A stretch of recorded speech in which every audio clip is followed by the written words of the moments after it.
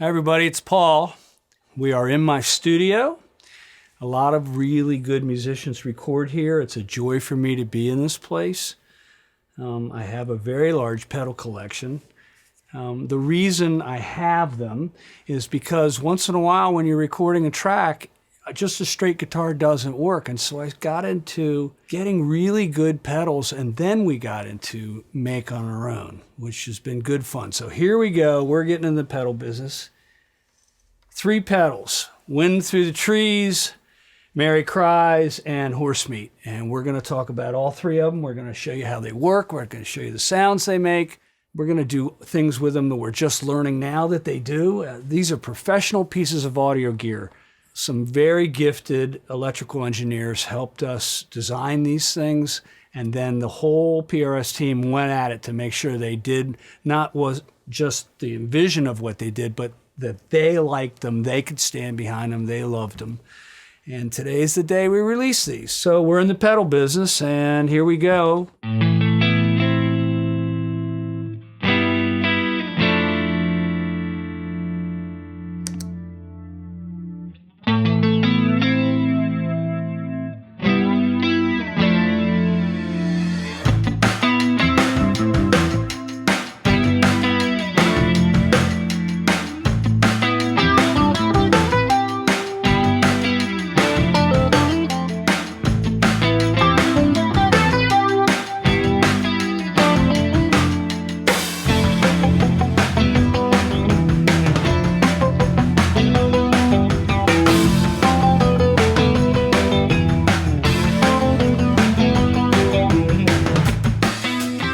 All right, Wind Through the Trees. There's a sound that happens during a storm with the wind going through the trees, and it always reminded me of Flanger's kind of thing. And I once built a device out of a lexicon unit that was all these echoes, and all the echoes were flanged, and I always thought that it sounded like Wind Through the Trees, so that's where the name came from. There are 2 flangers in here, 1, 2. And so it was always intended to be kind of like 2 Leslies in a room. That's what the thing was set up as. And a Leslie is a flanger because it's only about 3 feet, 3.5 milliseconds of delay between the bass speaker and the treble speaker. And so you've got control of the 2 flangers. One is the rate, how fast it goes, whoa, whoa, whoa, whoa, right? And then these 2 controls control how wide the movement is. And same thing with the bottom one. And there's a knob at the bottom. You can use either all the bottom one, or you can rotate it the other way and it's all the top one. But you've got 2 flangers, and the LFOs, the speed of them, are fighting each other. So if you've got one going on and the other one going, whoa, whoa, whoa, they're going to fight each other. They're going to play with each other, and it's just good fun. The next knob is the regeneration. This is a very normal knob on a flanger. It's tail and mouth. It's that the output is fed back to the input. It gets the kind of sound that flangers have. And then when these things started to get made in the beginning, the phase cancellation was getting rid of the high end. And so they started adding high end to flangers, but you couldn't really get to the amount that they did. And so what we did is we put a knob on it for added high end. And I adore some of the old flangers that didn't have any high end added and let me do it on my amplifier. But we decided to put it on the pedal, and it really helps because you can get to what's normally a knob you can't get to in a flanger.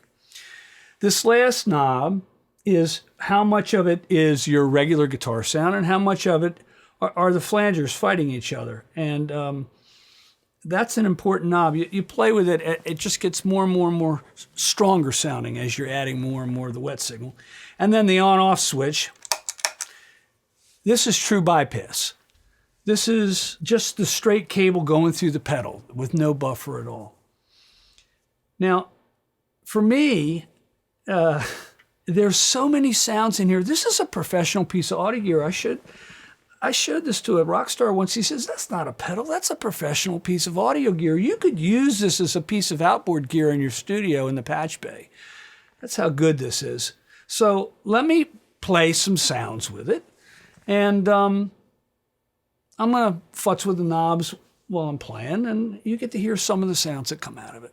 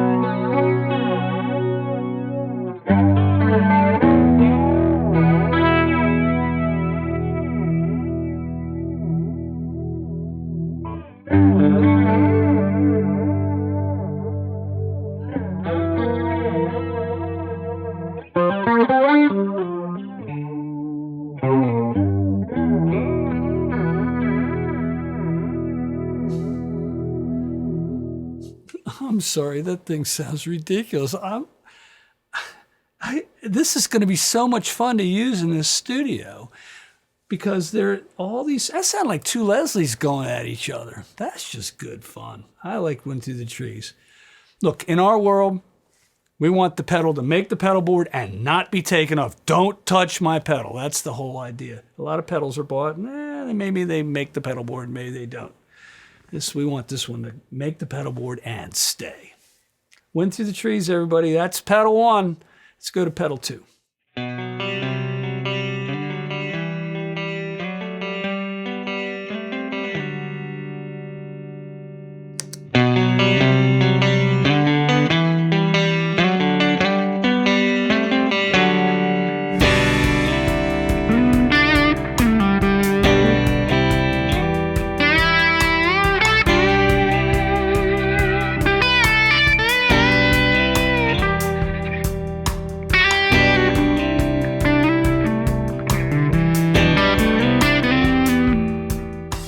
All right, pedal 2, this is Mary Cries. Mary Cries is an LA2A compressor in a pedal. LA2A is an industry standard optical compressor where a light is getting brighter and less bright, and there's a detector looking at it and deciding how to turn the amplifier up and down. It's actually wonderful because when they're working really well, which they do, you can't even hear them on. It's just the track sounds better, and that's what this is all about. There's only 2 knobs on an LA2A, really. There's a how much compression knob and what's the output level, and that's what this has. How much compression and what's the output level. When we got the first prototype, we weren't even sure it was on, but it sounded better, and so we put a light on it that when I turn it on, it says the pedal's on, but this light over here tells you how much it's compressing. Let me show you. Just watch it.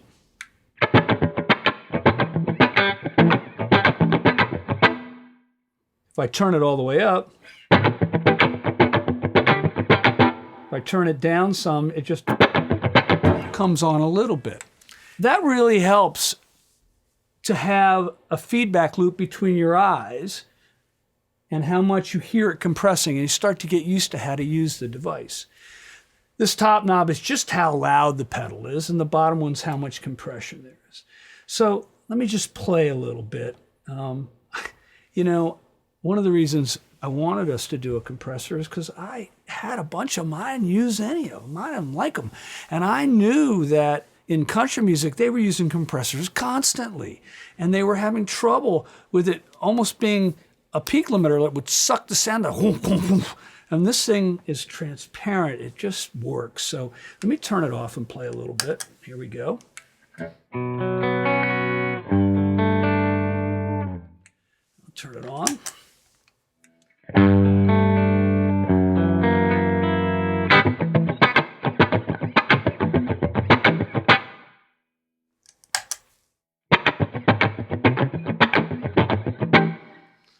So just in the strumming, it just doesn't have the impact, but when you put the compressor on.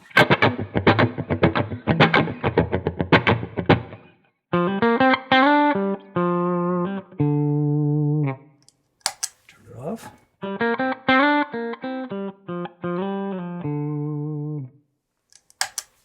You just hear the notes better.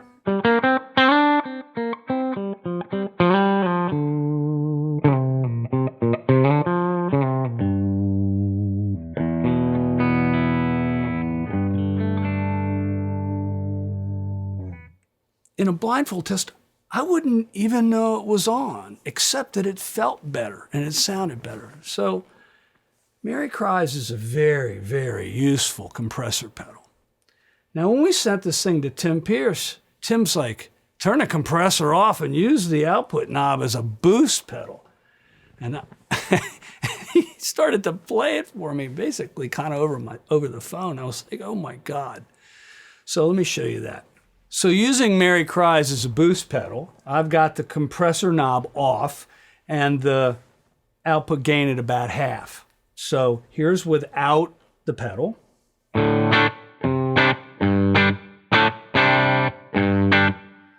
And here is with the pedal.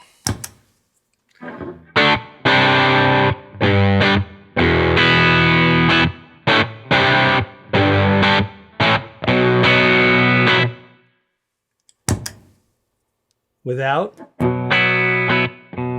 with, and if I turn it up a little more, oh no.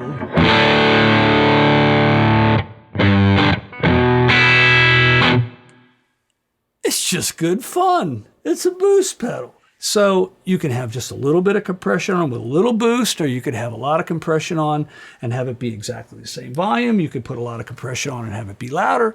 You could split the difference in any way you want. Cries.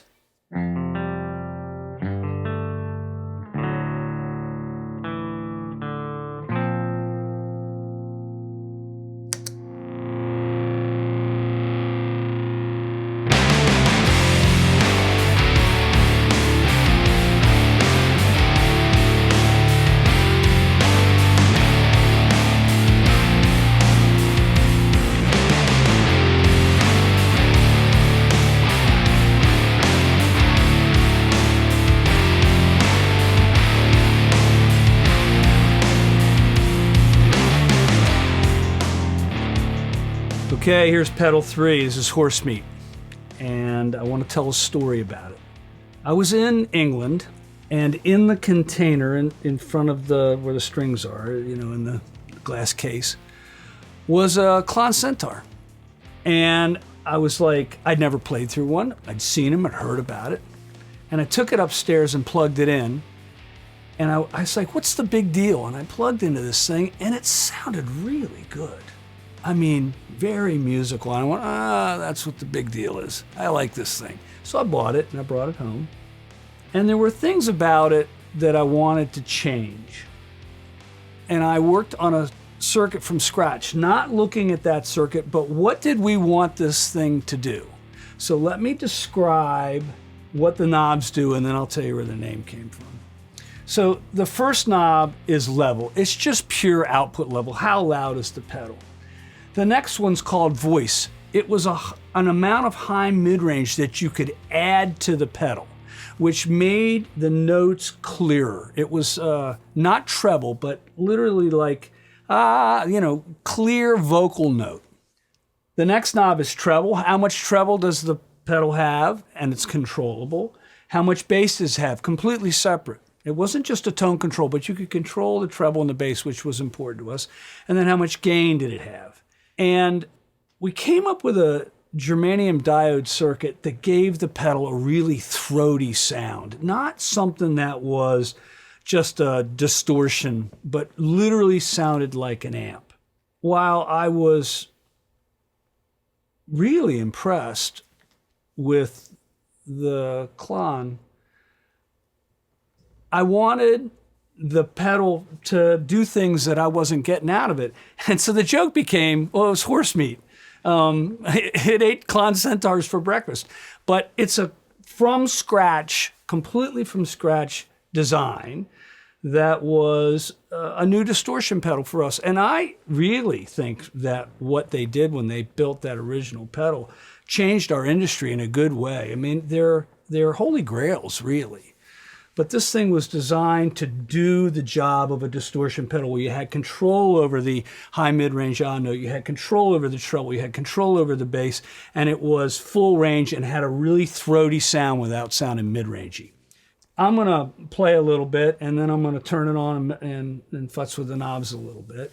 But I really like this thing. The first time I heard the prototype, we were at a PRS experience, and Tim Pierce stepped on the Horsemeat, and everybody started screaming because it was the best tone all night. He was using it as a driver for an amp that was already distorted, and the tone coming out was so musical. So we knew we had something that day. I think that was the day we decided to go into the pedal business, when he stepped on that Horsemeat prototype. So here's some clean guitar.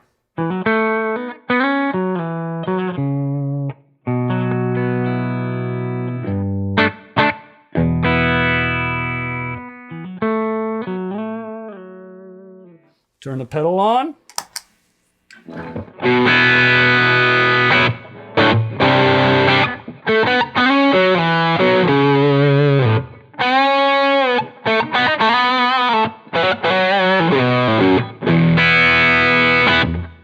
So I've turned the gain up some more, and we turn the output volume up some more, and added some more high mid-range voice, and turn the treble down a little bit and add a little bit of bass. It'll get even throatier.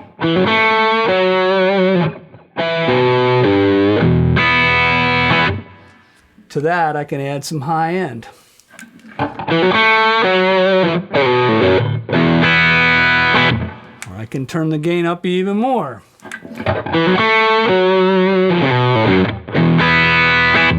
Or I can add even more voice to it.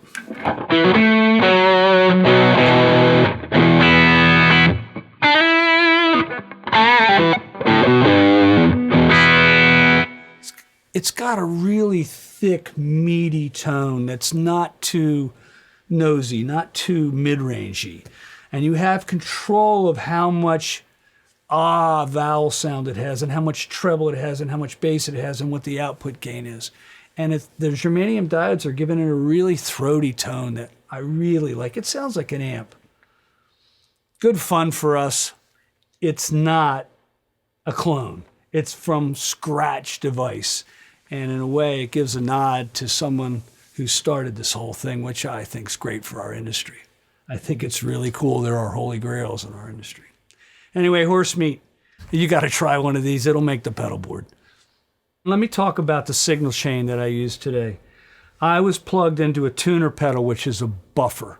So the long cables that we were using here in the studio were out of the mix. You heard the pure sound of the pedal. So I buffered it up front so that when I was turning it on and off, it wasn't changing the cable length that I was using, so everybody could hear exactly what was going on. Second thing, I'm using a Dallas 50 amp, set at about 9 o'clock on the preamp volume through a PRS cabinet downstairs and a single mic on the cabinet, maybe, I don't know, almost in the middle of the speaker, 2 or 3 inches out, no big deal. There's no compression on the channel.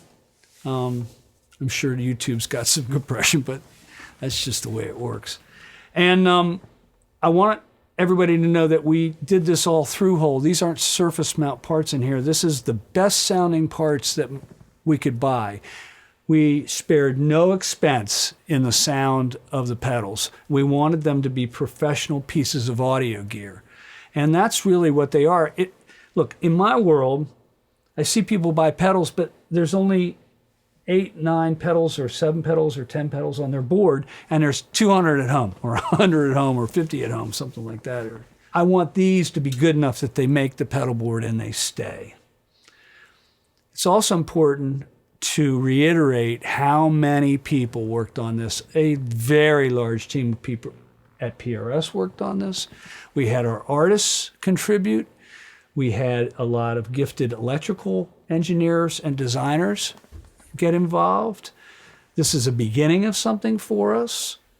You know, if you look at the graphics on the front, our art director took the outline of the birds and turned it into this beautiful graphic, which unless you're told that, you're not really going to notice it, but it's cool. I like that we've given them names that are fun. I like that they work. I like that I want to use them in the studio. I like that they're good pieces of guitar gear. Look, PRS likes making really good pieces of gear that people can use over and over again to make their music, and that's what this was intended to do. So we're in the pedal business, and here we go. Give it a try.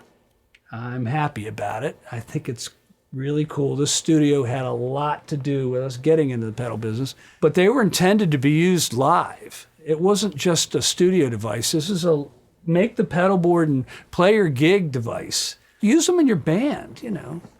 It should be fun. You should enjoy hitting the button. Anyway, thanks for watching.